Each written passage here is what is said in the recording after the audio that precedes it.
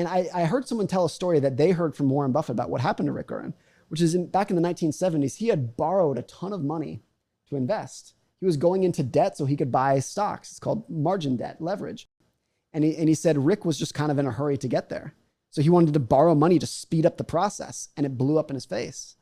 And that I thought was really interesting, that the people who was Warren is one of the richest men in human history, and he was not in a hurry at all. He said he knew it was going to happen. There was no rush. And that's why a lot of these get rich quick schemes, you can never trust them. You never trust it. Warren has a great quote about investing on margin, borrowing money. He says, if you're smart, you don't need it. And if you're dumb, you shouldn't be using it. Like, there's no justification to be using it. I thought that was a big takeaway. And I realized, like, as time went on, that I could not answer that question through the lens of finance or economics. Like, there's nothing in an economics textbook that would explain why 2008 happened. It just wasn't in there. But if you were looking through the lens of sociology, like Keeping Up with the Joneses, or psychology, greed and fear, or politics or history or biology, all these other topics that had nothing to do with finance could perfectly explain exactly what happened in 2000. And as a content creator, that was actually really big because finance tends to be very dry and boring.